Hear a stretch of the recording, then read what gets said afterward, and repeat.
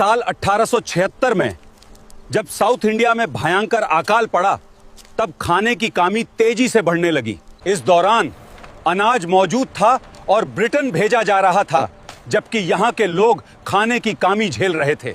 साल 1914 में यूरोप में प्रथम विश्व युद्ध के शुरुआत के साथ भारतीय पुरुषों को ब्रिटिश सेना में भर्ती किया गया। ये सैनिक समुद्र के रास्ते यूरोप भेजे गए, जहां उन्हें एक अनजान लड़ाई का सामना करना था। ये सैनिक यूरोप की ठंड में पहुंचे, जहां हर चीज उनके लिए बिल्कुल नई और मुश्किल थी। ये सैनिक एक ऐसे लड़ाई में लादे जो उनका अपना नहीं था, फिर भी उन्होंने अपनी जान दांव पर लगा दी। आज हम सिंपल लैंग्वेज में समझेंगे इंडिया का कॉन्स्टिट्यूशन कैसे बना और इसमें कितनी मेहनत लगी। 1946 में कॉन्स्टिट्यूएंट असेंबल बनी, जिसमें देश के लीडर्स ने मिलकर कॉन्स्टिट्यूशन लिखना स्टार्ट किया।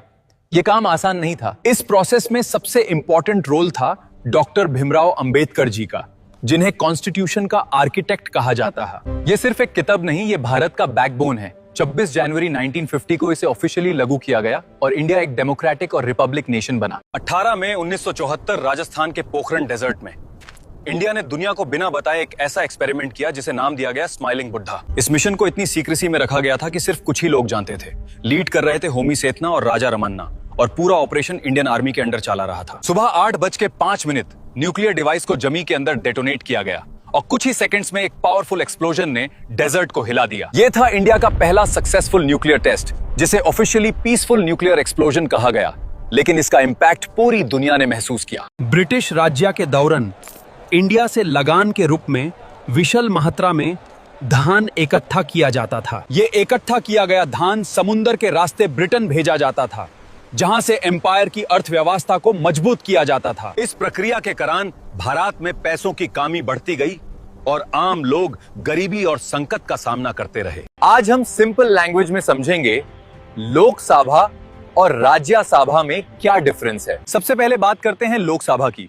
यहाँ के मेंबर्स डायरेक्टली जनता के मतदान से इलेक्ट होते हैं, मतलब ये सीधा देश की आवाज को रिप्रेजेंट करते हैं। लोकसभा में टोटल 545 सीट्स होती हैं, जिसमें 543 मेंबर्स जनता के द्वारा आते हैं। और राज्यसभा, यहाँ के मेंबर्स डायरेक्ट जनता के मतदान से नहीं होते, बल्कि स्टेट्स के रिप्रेजेंटेटिव्स के थ्रू चूज किए जाते हैं। ये स्टेट्स की आवाज को पार्लियामेंट तक पहुंचाती है। और राज्यसभा में टोटल 245 सीट्स होती हैं, जिसमें 233 इलेक्टेड और 12 नॉमिनेटेड मेंबर्स होते हैं। दुनिया के कुछ समुद्री रास्ते ऐसे हैं जहां से ग्लोबल ट्रेड डिपेंड करता है, और अगर ये बंद हो जाए तो पूरी दुनिया रुक सकती है। जैसे स्ट्रेट ऑफ हॉर्मुज, जहां से दुनिया का लगभग 20% ऑयल गुजरता है।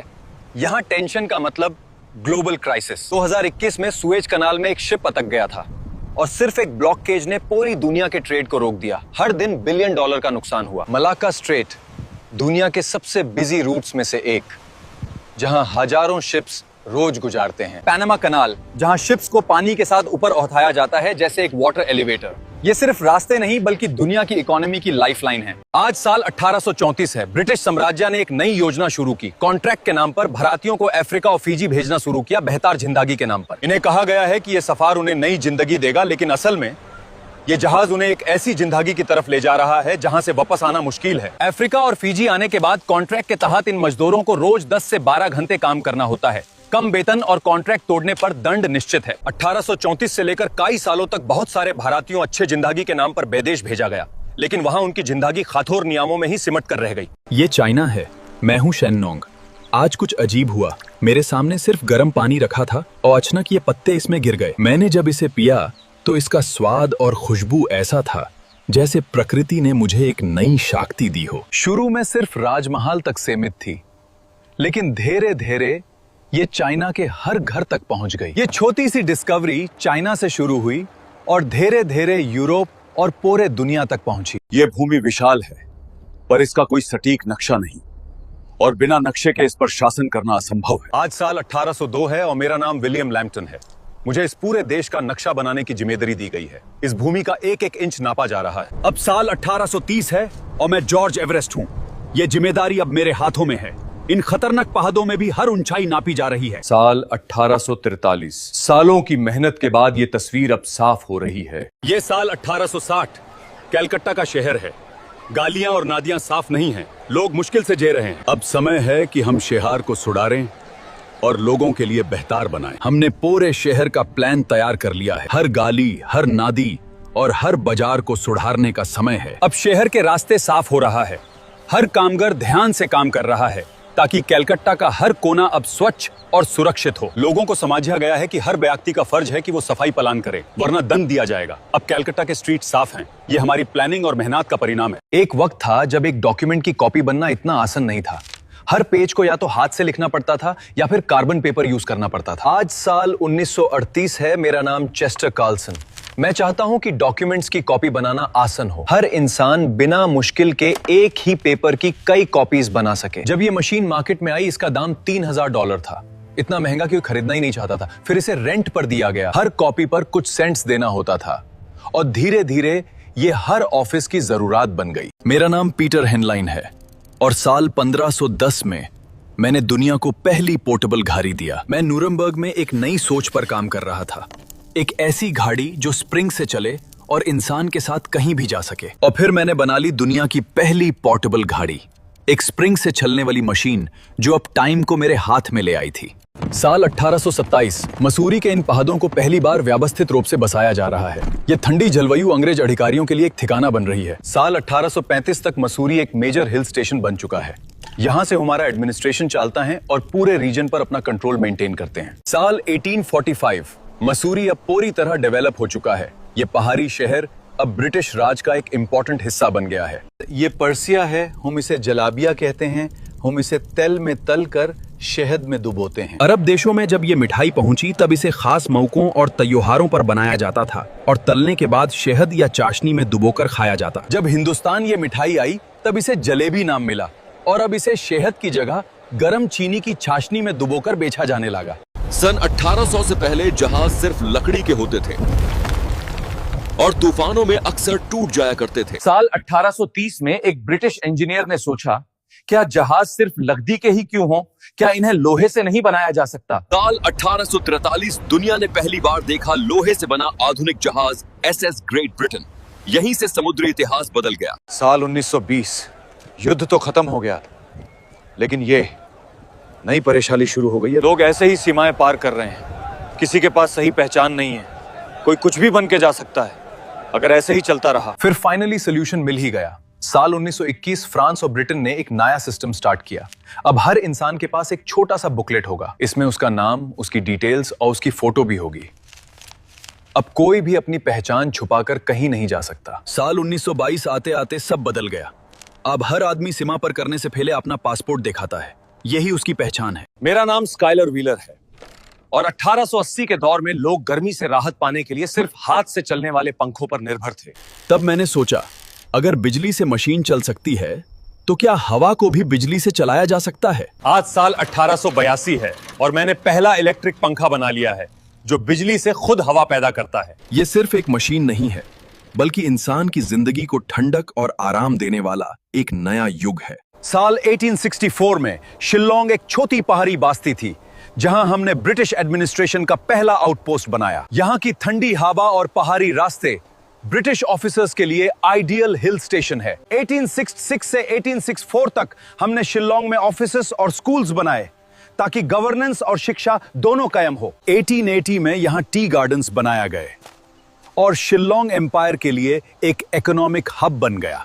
साल 1885 बंगाल के जमींदार अपने हक के लिए किसानों पर बहुत दबाव डालते हैं। अब एम्पायर ने कानून बनाया है जो किसानों को प्रोटेक्ट करेगा। बंगाल टेनेंसी एक्ट 1885 के जरिए जमींदार अब किसानों से जबरदस्ती रेंट नहीं ले सकते। किसानों के हक और सिक्योरिटी को अब कानून ने प्रोटेक्ट किया है। यह कानून किसानों के लिए एक छोटी सी जीत है।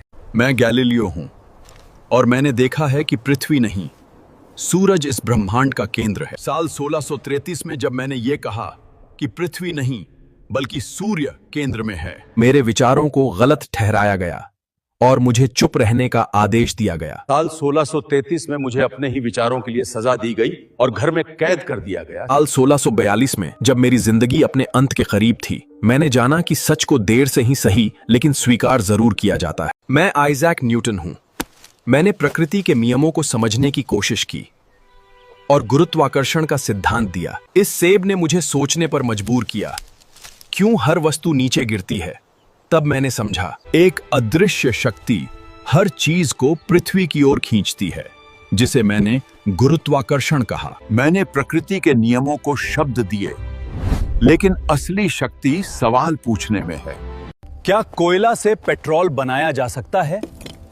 सुनने में अजीब लगता है, पर इसका जवाब है हाँ। लेकिन कोयला को सीधा पेट्रोल नहीं बनाया जाता। इसे 1000 से 1500 डिग्री सेल्सियस पर हीट करके गैस बनाई जाती है, जिसे सिन गैस कहते हैं। फिर इसी सिन गैस को फिशर ट्रॉप्श प्रोसेस के थ्रू लिक्विड फ्यूल में बदला जाता है, जो पेट्रोल जैसा होता है। यह सिर्फ थ्योरी नहीं है। साउथ अफ्रीका जैसे देश इस टेक्निक का यूज कर चुके हैं जब ऑयल की कमी थी। तो सच ये है, कोयला से पेट्रोल बन सकता है, लेकिन ये महंगा है और पोल्यूशन भी ज्यादा करता है, इसलिए हर जगह यूज नहीं होता। मैं लियोनार्डो दा विंची हूं। लोग मुझे एक चित्रकार समझते हैं, लेकिन मेरे लिए हर चीज एक सवाल है और मैं हर सवाल का जवाब ढूंढता हूं। साल 1503 में मैंने एक चित्र बनाना शुरू किया जिसे दुनिया आज मोनालिसा के नाम से जानती है, और ये मेरी सबसे रहस्यमयी रचना बन गई। मैंने सिर्फ चित्र ही नहीं बनाए, मैंने इंसान के शरीर को समझा, युद्ध की मशीनों के डिजाइन बनाए और भविष्य की तकनीक की नींव रखी। मैं नेपोलियन हूं। एक आम आदमी से उठकर मैंने पूरे यूरोप पर अपना प्रभाव बना दिया और इतिहास हमेशा के लिए बदल दिया। साल 1804 में मैंने खुद को फ्रांस का एम्परर घोषित किया। उसके बाद मेरी रणनीति ने पूरे यूरोप में मेरा प्रभाव तेजी से बढ़ा दिया। साल 1812 में जब मेरा राज अपने सबसे बड़े रूप में था, यूरोप का बड़ा हिस्सा मेरे कंट्रोल में आ चुका था और मेरी ताकत अपने पीक पर थी। साल 1815 वाटरलू की लड़ाई में मैं हार गया और इसी के साथ मेरा राज खत्म हो गया। मैं अब्राहम लिंकन हूं। एक आम परिवार से उठकर मैंने अमेरिका का नेतृत्व किया। मेरा विश्वास था कि एक देश तभी मजबूत बनता है जब सभी लोग बराबर हों, और इसी सोच ने एक नए युग की शुरुआत की। साल 1860 में जब लोगों ने मुझ पर विश्वास जताया और मुझे अमेरिका का राष्ट्रपति चुना, तभी से मेरी जिम्मेदारी और भी बढ़ गई। 1860 से पहले जो अमेरिका बिखर रहा था, 1865 तक वो एकजुट हो चुका था। गुलामी की प्रथा को समाप्त कर दिया गया।